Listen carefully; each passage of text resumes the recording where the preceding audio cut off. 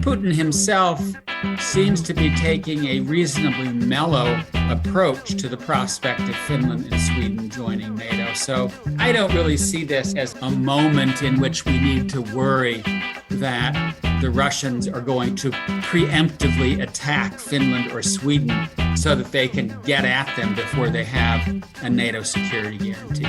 That's the voice of Charles Kupchan, a senior fellow at the Council of Foreign Relations and a professor of international affairs at Georgetown University. He's today's guest on Press the Button, a Plowshares Fund podcast dedicated to nuclear policy and national security. And now here are your co-hosts, Tom Kalina and Lauren Billett. Thanks, Angela, and welcome back to Press the Button. Tom, what adventures did you get up to this weekend? Hey, Lauren. How are you? Great to see you again. No big adventures this weekend. No big road trips. It was just too hot. So I just kind of hung around the house, did some organizing and cleaning and things local, which I think worked out pretty well. But then there was a great big storm Sunday afternoon and evening that cleared out the hot, humid weather. So it ended well and it's beautiful right now. How was your weekend? Mine was about the same. It was hot and stormy, but my family and I braved the heat a little bit Saturday night to go see my teenage cousin's dance recital. It was very beautiful and inspiring because the school of dance she attends teaches not perfectionism and competition, but self-worth, self-confidence, self-love. So it's just really touching to see that my family member is going to that and being taught those lessons rather than harmful ones. But aside from that and seeing my cousin dance, the highlight had to be seeing the 5 and 6-year-olds come out clad in cow costumes, cow print, denim, and pigtails to do a hip hop dance to a remix of Bingo Was His Name-O. It was perfect. There's just no other words for it. It was a wonderful breakaway from what we work on in the week, but it's Monday as we're recording this, so I'm ready. Tom, what's happening on the nuclear front? Well, thanks, Wayne, but that sounds like a great weekend. Glad it all went so well. Shifting to the nuclear news, President Biden is in Asia for a whirlwind tour, and the trip is meant to reassure allies and partners in the region that despite the war in Ukraine, the president and the United States remain focused on China. During a press conference with the Prime Minister of Japan, President Biden said he would use military force to defend Taiwan if it were attacked by China. And this goes against longstanding U.S. policy of strategic ambiguity. When it comes to the U.S.-Taiwan relationship, Biden has made this same mistake before, and each time his staff issues a clarification, and they did the same thing this time as well. Even so, Biden did say that he would go further to defend Taiwan than he has for Ukraine. In South Korea, President Biden said the United States is prepared for anything North Korea does. U.S. officials are concerned that North Korea could be preparing for a long-range missile test or a nuclear test during Biden's trip to Asia. And so far, the Biden administration has been unable to restart a diplomatic dialogue with Pyongyang to scale back its nuclear arsenal. Shifting to Europe and NATO expansion, despite Turkey's vocal opposition, Finland and Sweden appear to be on their way to joining NATO, although it'll take a while. The United States and NATO leadership are in support, and Russia's opposition has become visibly more muted, presumably in recognition that Moscow has little leverage to stop Finland and Sweden joining. Some experts have argued that NATO expansion could push Putin too far into a corner and could escalate the situation and hinder diplomacy to end the war in Ukraine. We will discuss these concerns later in the show, so stay tuned. Lauren, what do you have for us on this week's early warning? This week, our co-producer and Hale Fellow Angela Kellett sat down with Nastaran Far, a former Win Without War Policy and Advocacy Fellow. They discussed her podcast miniseries, Calling Others, which is fabulous, and highlights young SWANA creatives and advocates. And then I talked with Charles Kupchan. He's a senior fellow at the Council on Foreign Relations and a professor at Georgetown University. And we discussed NATO expansion, the war in Ukraine, and what it all means for the future of diplomacy with Russia. It was a terrific conversation. I think you're going to like it. And if you like what you hear, remember to hit subscribe and leave us a rating. Your feedback helps us to improve the show. And with that, let's get into today's episode. The clock is ticking. And now, early warning, early warning, early warning, early warning. A 7-minute synopsis of this week's nuclear news. Thanks, Del. Calling Others, a podcast miniseries, tells the stories of young Swana American creatives and advocates. The podcast is hosted by Nastaran Far. She is a former Win Without War Policy and Advocacy Fellow. There are 5 interviews in this podcast that cover a wide range of topics, from generational divides and mental health stigmas to the Kurdish diaspora, as well as the relationship between patriarchy and colonization, the importance of citizen journalism, and finally, the question of what does it mean to be an Afghan American. This project, described best by its host, is a small moment in a large thread of individual stories. People need a platform to speak, and these stories show how important it is to give them one. This podcast does an excellent job at providing that platform, and we are so pleased to have Nastaran on today as today's guest for Early Warning. Nastaran, thank you so much for taking the time to join me today. I'm happy to be here. In your trailer for the miniseries, you touched upon this a bit, but what inspired you to create the series? Yeah, so I think primarily what pushed me is, my own experiences as an Iranian American who's been embedded in the political space and has seen how conversations, particularly affecting Southwest Asian, North African populations or Swana populations, are often dominated by, people who are not from our communities. There's an expectation either that our communities speak on the issues that affect us when we're presenting trauma for a white audience, or alternatively, when we're serving as like a token to be villainized or to be, praised. There was not a lot of opportunities for speakers, especially everyday people, to just talk about their lives and their experiences and how political spaces impact us in unique and individual and nuanced ways. So I think really it was about my pursuit of enabling a platform that allows for more nuance in our stories and resists conceptions of seriousness or objectivity that translate into whiteness and patriarchy in political spaces, in the media, interpersonally and culturally in the US. A range of young Swana Americans told their stories on the podcast. Were there any stories in particular that struck you?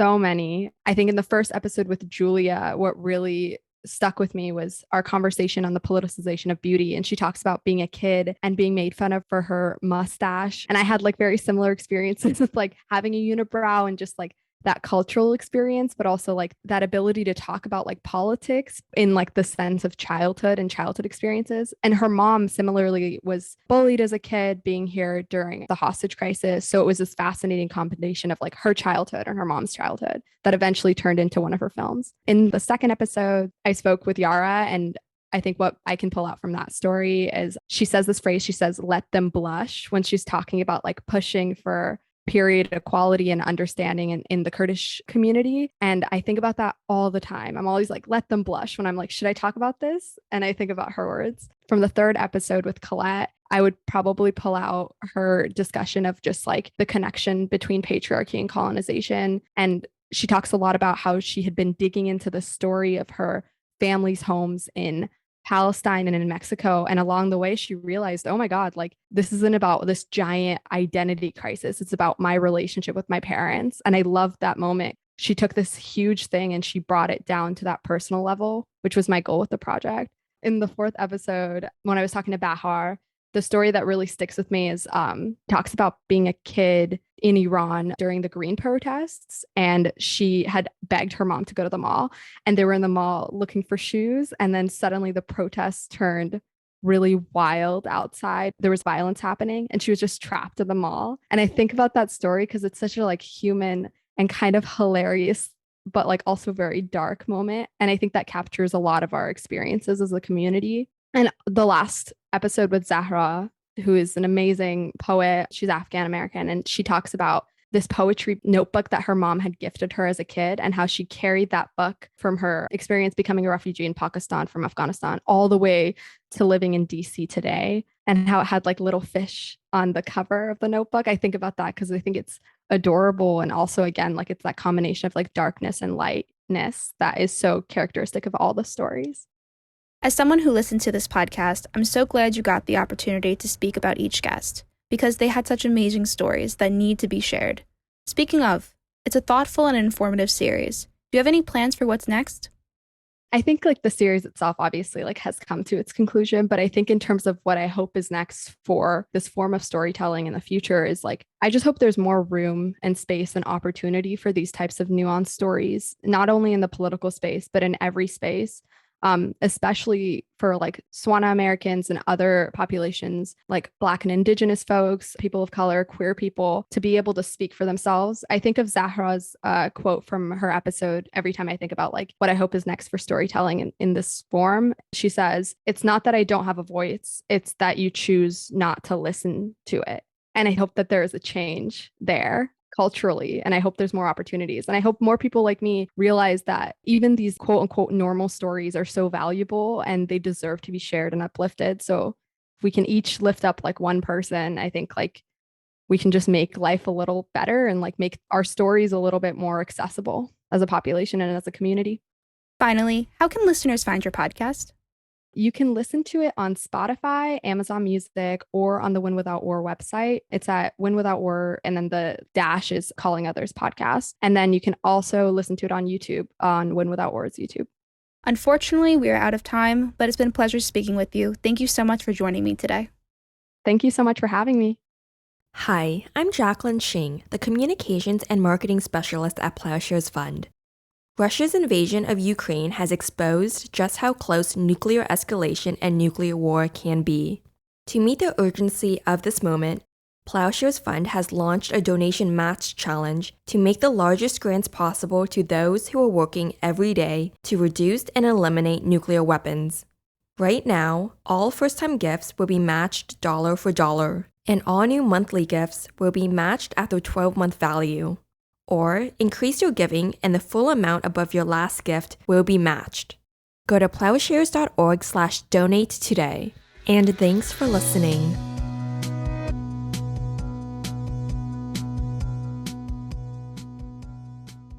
Sweden and Finland's decision to join NATO has sparked a new debate about the security implications of this historic step. At the same time, as Russia's military continues to falter in Ukraine, more voices are calling for Ukraine to seek victory over Russia without clearly defining what that would look like. These developments are positive signs for NATO unity and for Ukraine's military efforts to reverse Russia's unjustified invasion. And as much as we want Ukraine to win against Russia, we must ask, is there such a thing as too much winning? In other words, are we inviting new risks by pushing Russia into a corner from which it might lash out in desperation? For example, would President Putin be tempted to expand the war or use nuclear weapons if he is confronted with the prospect of military defeat? To help us understand this sensitive situation, we're joined by Charles Kupchan. He's a senior fellow at the Council on Foreign Relations and a professor of international affairs at Georgetown University. Charles, thanks for being here. Glad to join you, Tom. So let's start with NATO expansion. This is a big change for Finland and Sweden. Give us your sense of why you think they decided to forgo years of independence and seek to join the alliance. Well, you don't have to be a geopolitical expert to understand that Sweden and Finland preferred neutrality.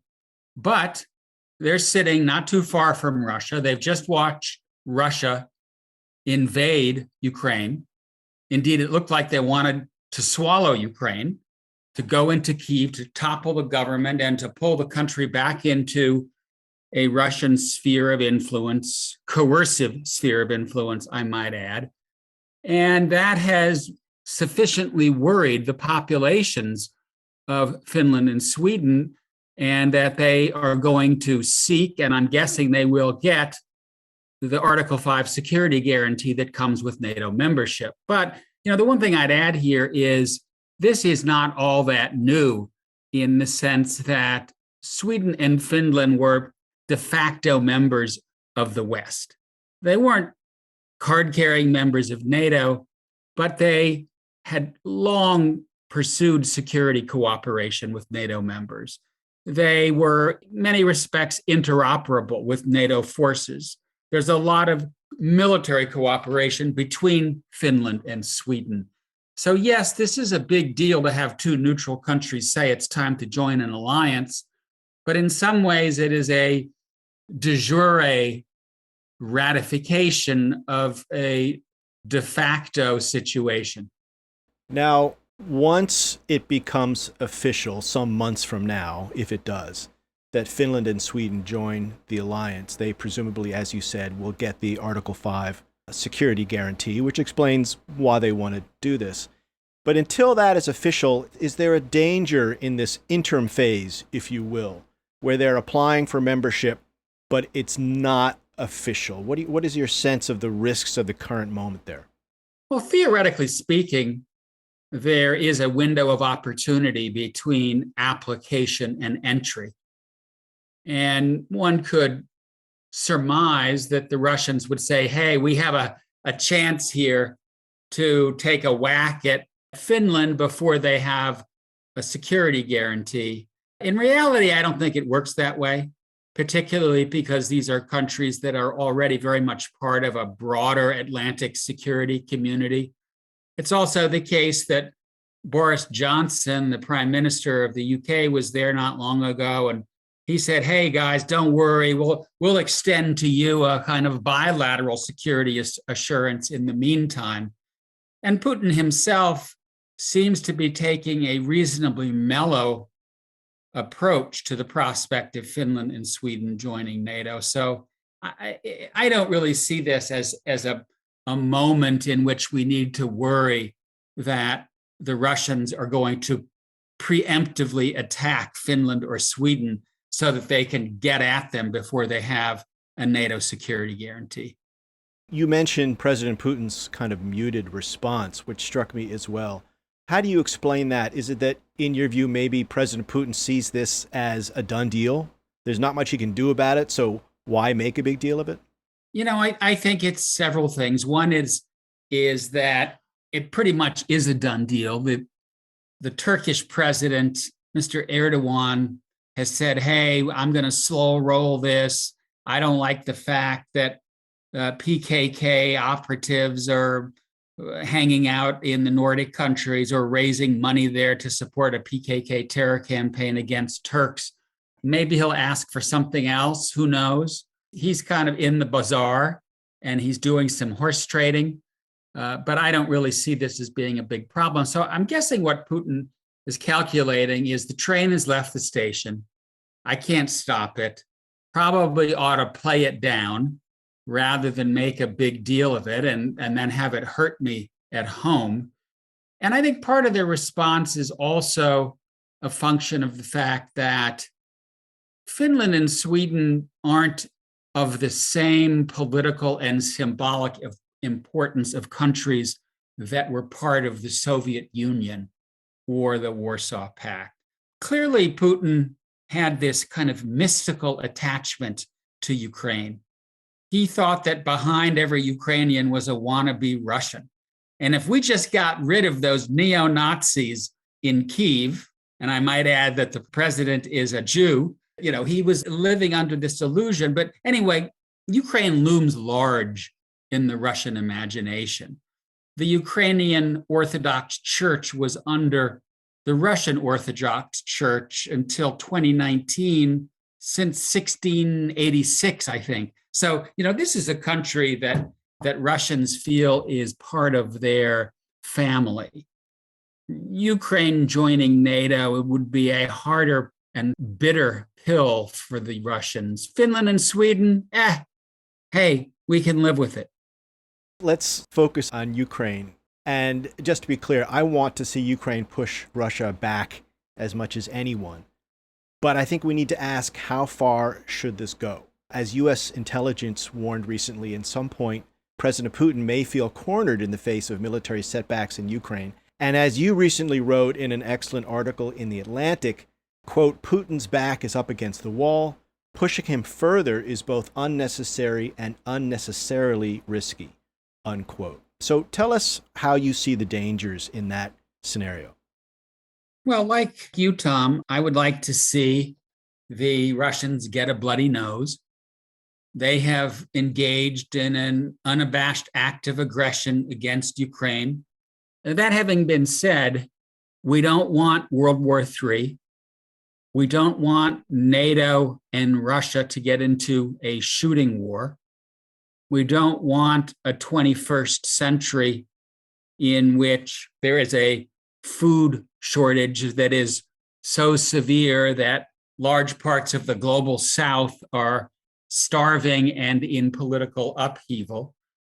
So there are a lot of ways that this war could go sideways and cause suffering, death, destruction, hardship, geopolitical instability that we can't calculate, right? There are a lot of unknown unknowns, as Donald Rumsfeld used to say. And so I would err on the side of caution. And I think that Russia has already been dealt a strategic defeat, decisive strategic defeat. Its military is reeling, its economy is shrinking. Ukraine has made it clear it wants nothing to do with a Russian sphere of influence. So rather than encouraging the Ukrainians to push, get rid of every Russian soldier, reclaim all the land they had, even though I would like to see that happen, it may be strategically wiser to settle for something a little bit less than that.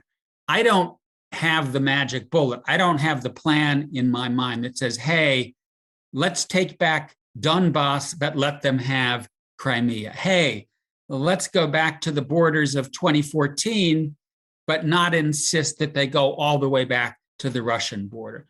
My point is, let's talk, right? Let's pocket the successes of Ukraine. Let's stop this war from getting out of control. And there's one other issue, Tom, that I think is really important here, and that is we don't know how this war is going to blow back politically here in the United States. The support for Ukraine has been quite impressive. There's bipartisan consensus that we should be sending lots and lots of arms to Ukraine. And so I do think that as we think through how and when and under what circumstances to bring this war to an end, we have to ask searching questions about the staying power of the United States politically, of the West. I don't want to see the West fracture. I don't want to see the American public react against this war because they see it as coming at the expense of their own quality of life. Fascinating point. And it has been said along these lines that the Russians probably have more patience for this crisis than we do. In other words, they might think that they can wait us out and that the price and costs of this conflict become too great for the West. And do you see that playing out in terms, as you just mentioned, the political process here and possibly the fall elections? How do you expect to see this playing out then in November? I think you could call it either way. You could say that time is on our side because the sanctions are going to kick in over time. Russian companies are going to have to shut down their production lines because they can't get the chips that they need to produce whatever it is that they're producing that the Russians like to buy. The economy in Russia is going to shrink. So you could say, give it some time and the Russians are going to pay a bigger price. On the other hand, it's clear that inflation is running at historic levels in the United States, in the United Kingdom, in parts of Europe, in the global South. And as a consequence, we do need to be careful. The food situation really is something to keep an eye on because Russia and Ukraine are major grain producers. Russia's a major exporter of fertilizer. Russia has blockaded Ukraine's Black Sea ports, so they can't get out the grain that they have. And so again, let's err on the side of caution here. I do think that the bipartisan strong reaction against the Russian invasion is impressive and reassuring. The transatlantic unity is impressive and reassuring. I'm not sure how long it's going to last. And so I have to say, I'm worried about the midterms. I think as we get closer and closer the bipartisanship that we see manifested since the Russian invasion will be harder to come by. And I think that America First Republicans may well do pretty well in the November elections. Final question for you before our time runs out. In my view, we have to play the long game here. Someday the West will want a better relationship with Russia. Both sides would benefit from peaceful coexistence rather than conflict, if for no other reason than to reopen arms control negotiations and reduce our nuclear forces. But to keep that option open, what do you think is the best way to end this war? I think the most likely end to the war is a new frozen conflict in which you get a stalemate of sorts on the ground. The problem with that is that, you don't get a peace settlement. You don't have a clear pathway to taking sanctions down against Russia. The relationship with Russia remains in the icebox for the foreseeable future. And that may be, as I said, the most likely outcome, but I think a more preferable outcome would be to start having some serious, frank conversations with the Ukrainians about ending this sooner rather than later, trying to take a test of what their bottom lines are, what they can live with, what they can't live with, have that conversation with Ukraine inside NATO, and then at the right time, broaden the conversation to Russia and see if we can't wrestle this to the ground at the negotiating table rather than on the battlefield. And that to me is preferable because you then at least have a fighting chance of salvaging some kind of relationship with Russia. And I would remind everybody that the world of 2022 is not the world of 1950 when Cold War 1.0 set in, right? They were over there, we were over here, our economies were completely separate. We had almost no business with the Russians except arms control. Well, we now live in a world that is irretrievably interdependent and globalized. We can't tackle climate change or nuclear proliferation or arms control or pandemics or cybersecurity without Russia and China. That's just the reality. And so let's think about that post-war world and think about what it is we can do now to make that post-war world more manageable. We need instruments of global governance. We need working relationships with countries that we don't like and that have governments that we consider to be unkind to our values and principles. To put it differently, we now live in a world where we're going to have to find ways to work across ideological lines. And that's yet another reason that I think, everything else being equal, we should put on our thinking caps and our diplomatic caps and try to end this war sooner rather than later. Charles, fascinating conversation. Really, really great to have you. Thank you so much for your time. It's been my pleasure, Tom.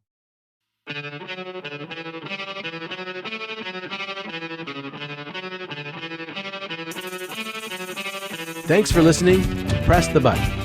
This podcast is produced and edited in Washington, D.C. by Lauren Billett and Angela Kellett, and in San Francisco by Jacqueline Shing and Delphine Vigil, with research and assistance from Alex Hall, Harry Tarpey, and Desiree Zepetis. Audio engineering and sound design by Jacqueline Shing.